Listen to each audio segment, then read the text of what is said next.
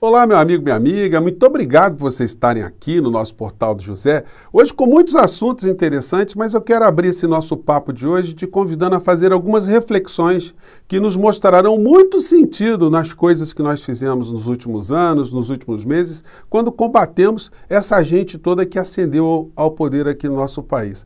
Pequenos batedores de carteiras, vigaristas de baixo nível, pequenos ladrões de galinhas que ascenderam a postos mais altos aqui no nosso país a serviço de outras estruturas igualmente criminosas, essas muito mais perigosas porque agiram silenciosamente com apoio de grandes estruturas sofisticadas nos veículos de comunicação que lesaram direitos trabalhistas, direitos previdenciários, direitos sociais do povo brasileiro, que corroeram as instituições, tentaram destruir o Estado brasileiro e, mais do que isso, intoxicaram mentes e corações de uma parcela considerável da sociedade brasileira.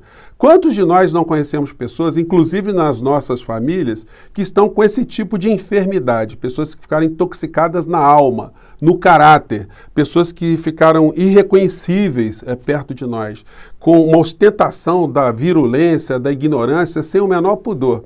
Isso tudo tem que ser enfrentado permanentemente, mas você deve acordar todos os dias, meu amigo, minha amiga, e lembrar que você contribuiu para arremessar para o lixo da história uma parcela considerável desses delinquentes. Outros ainda estão em estruturas de poder e vão merecer combate todos os dias. Nós estamos com um novo governo aqui no nosso país que está longe de ser um governo revolucionário. Mas foi uma situação transformadora que a gente conseguiu fazer aqui no nosso país, porque agora nós estamos diante de alguma racionalidade. O governo que está aí vai merecer muitas críticas, muitas sugestões, muita atenção da nossa parte, mas a gente não pode desguarnecer desses que fizeram tanto mal ao povo brasileiro, porque disso vai depender o nosso futuro também. Porque se essa gente continuar ativa, se eles continuarem a crescer, a fomentar toda essa virulência, a gente nunca terá paz aqui no nosso país, nós nunca seremos uma nação civilizada. Pois bem, vou conversar com vocês sobre alguns desses acontecimentos que nos mostram a realidade brasileira, mas antes de mais nada, se você está chegando agora no nosso portal, quero convidar você a se inscrever aqui. Você que é muito bem-vindo, conheça também os nossos outros vídeos, compartilhe, são formas de você ajudar outras pessoas a chegarem até o nosso portal. Não esqueça de dar o seu joinha também, que é muito importante, e de enviar os seus comentários aqui no nosso portal. Todos os dias eu abro um chat aqui entre 5 horas e 5 e meia para bater um papo ao vivo com você, antes de entrarmos no ar. E se puder, se inscreva também no nosso clube de membros, que é uma forma adicional de você vitaminar, de você fortalecer aqui esse nosso espaço, tá bom? Então, vamos seguir em frente. A gente começar aqui com essa manchete aqui de um dos principais jornais do Brasil, né, que é o porta-voz aqui de um dos grandes grupos econômicos midiáticos aqui no Brasil. Matéria diz: TCU manda Bolsonaro devolver as joias em 5 dias. Tribunal fará auditoria em todos os presentes recebidos desde 2019. Gente, pode aparecer muita coisa aí, tá, que a gente não percebeu ainda. E a manchete aqui, lateralmente, aqui mostra aqui o presidente Lula, também numa cerimônia, né, lá na Marinha, o que é uma coisa muito positiva, né? As Forças Armadas, elas ficaram muito estigmatizadas por justas razões, né, nesses últimos anos aqui no nosso país, sobretudo na intoxicação também que sofreram e na corrupção moral, na corrupção ética que sofreram no governo Bolsonaro, uma parcela considerável. Então a gente tem que ajudar com que as Forças Armadas voltem para o seu quadrado, o quadradinho, né, constitucional. E nada como o presidente da República está ajudando nesse debate, está, enfim, fomentando essas discussões no campo civilizatório. Então, essa é uma questão também muito interessante. Mas eu quero voltar aqui aos delinquentes. Tem uma coluna do Josias de Souza, achei muito interessante. Ele coloca o seguinte: decisão do TCU sobre joias dá a Bolsonaro a aparência de um ladrão de circo, né? E aí ele usa uma metáfora aqui, que no circo alguém tentou furtar, levar, roubar um elefante, né, no português assim bem claro, né, e o segurança pegou e falou: meu amigo, vem cá, por que você não tentou levar um macaco, disfarçava um macaco ali, pegava um tigre, fingia que era um gato, mas um elefante não dá, tá todo mundo vendo, não tem condição. Então ele fala isso. E essa decisão do Tribunal de Contas da União foi unânime. De um certo modo, eles estão dizendo para a sociedade, eles mesmos sabem disso, né, que julgaram um ladrão alguém que pegou uma coisa que não lhe pertence e levou como se fosse sua. E isso acendeu outras luzes. Olha só, como nós estamos diante de um ladrão, vamos verificar o que esse ladrão levou além dessas joias, desses bens todos que nós estamos vendo aqui, né? Teve um conselheiro que era o chefe de gabinete do Bolsonaro, até perdi o nome dele aqui agora, mas também não tem a menor importância, e que não compareceu porque ele teria que dar esse voto também, né? Ter que reconhecer que Bolsonaro se comportou como um ladrão de galinha, ou de galinhas, e teria que devolver as joias. Bom, não é por outra razão que Bolsonaro anda sumido, anda foragido como... Gente, a gente tem que usar essas expressões dantescas, né? Como uma ratazana que fugiu da embarcação quando ela começou a entrar água. E aí a gente fica com dúvida, será que a ratazana vai querer voltar para a embarcação? Bom, a embarcação está esperando a ratazana voltar, com muitas possibilidades de mandar essa ratazana para uma cadeia, né? Para uma jaula. Bom, mas os filhotes continuam aí, gente, aí vocês veem, né? Darwin...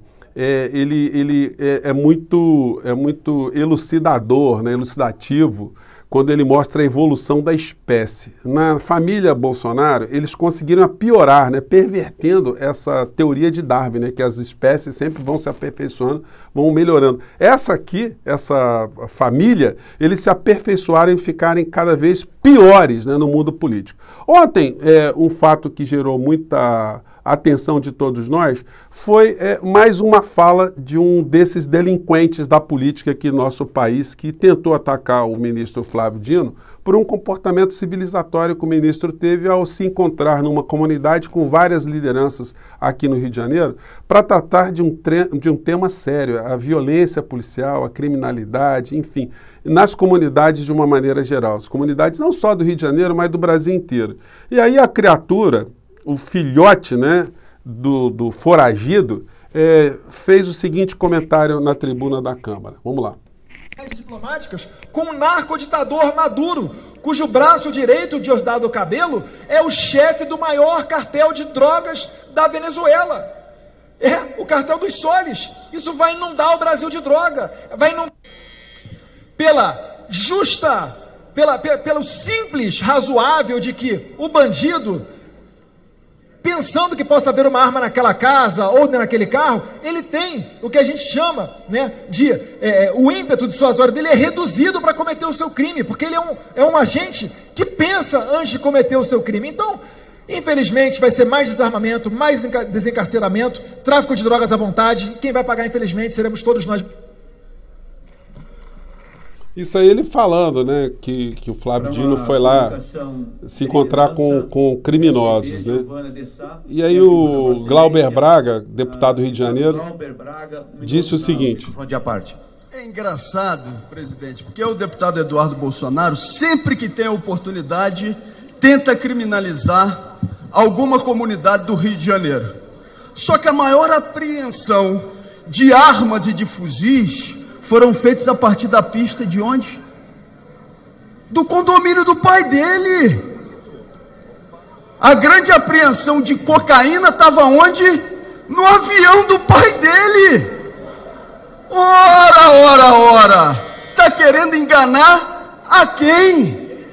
Ele está aqui no plenário, então ele tem que responder o seguinte: já devolveu o colar, já devolveu o relógio e os outros itens de 400 mil reais que o seu pai levou para casa, porque isso, deputado Eduardo Bolsonaro, é corrupção. Vocês têm que responder exatamente por isso. Devolva aquilo que levaram. Gente, é muito interessante, né? Vocês verem assim a flexibilização do caráter, né? O Eduardo Bolsonaro, ele é deputado federal, mas ele é filho do Bolsonaro. E aí ele escuta na lata assim que o pai é ladrão e simplesmente tem que ficar calado. Ele não pode. Aí ele tenta desvirtuar, enfim. São pessoas que não têm vergonha mesmo, né? Simplesmente são criminosos que escutam na cara deles que estamos vendo que eles são criminosos, que eles são ladrões, que eles são corruptos e não podem fazer nada. Apenas a dissimulação. apenas entra para um ouvido, sai para o outro e tentam ali perverter a verdade, que acaba enganando muitos dos seus seguidores fanáticos, mas não enganam pessoas como nós, e aí a gente vê a desmoralização dessa gente, né? E o que foi fazer o Flávio Dino lá? Dino participa na comunidade da Maré. Participa de lançamento do boletim Direito à Segurança Pública na Maré, documento elaborado pelas redes da Maré e visa expor os indicadores de criminalidade e violações na comunidade. Aí, gente, tem o texto aqui, né, que está no site do Ministério da Justiça. Na visita à comunidade, o ministro participou do lançamento Boletim Direito à Segurança Pública na Maré. Publicação que as redes da Maré faz anualmente desde 2016 e que apresenta sistematização dos dados sobre impactos da violência armada no complexo. Entre os dados estão mortes causadas por arma de fogo, operações policiais, confronto entre grupos armados, violações de direitos e descumprimentos de preceitos fundamentais. As Redes da Maré é uma organização da sociedade civil que nasceu a partir da mobilização comunitária e que atua para articular soluções para os problemas da população local.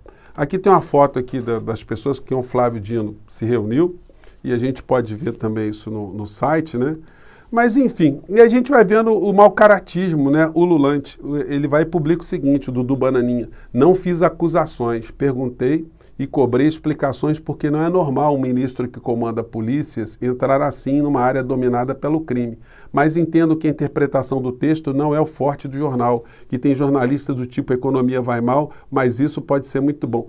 Gente, então é o seguinte, é o mau caratismo, né? Não é por outra razão que o Glauber Braga, em outro momento, já também profetizou o fim de Bolsonaro, assim como nós também já falamos aqui várias vezes no nosso portal, né? Vamos acompanhar aqui uma fala de alguns meses atrás do deputado Glauber Braga.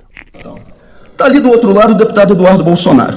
O pai dele, tudo indica, e o irmão dele vão ser presos por tudo aquilo que tem feito. E aí eu pergunto, do ponto de vista pessoal, eu gostaria que eles, no cumprimento do semiaberto, viessem a ter a possibilidade de sair para visitar um ao outro, um numa unidade prisional, visitar o outro em outra unidade. Quando tivessem a possibilidade de fazê-lo, eu pessoalmente, como ser humano falho, digo para vocês que intimamente a minha raiva diria, não tem que ter essa visita. Mas o Estado tem que ser racional. A minha raiva, a minha indignação, a minha revolta não pode substituir o que é o Estado. Aí eu poderia dizer o seguinte, não, quero que o senhor Flávio Bolsonaro, que era ligado ao chefe do escritório do crime, o senhor Adriano da Nóbrega, não tenha o direito de sair para estudar e trabalhar. Pessoalmente eu posso sentir isso, mas o Estado, ele tem que ter um caráter racional. Eu também não acredito numa melhora do Flávio Bolsonaro para nada, mas ele pode ter o direito a estudar e trabalhar. Gente, é uma coisa, né, muito incrível, né, para a gente refletir. Um deputado chega na cara do outro e diz, olha, vocês são ladrões, vocês são vigaristas, vocês são corruptos. E quem está escutando não pode fazer absolutamente nada, porque quem está falando não está falando de uma forma aleatória. Tem provas, tem uma série de fatos que comprovam que a pessoa está dizendo a verdade.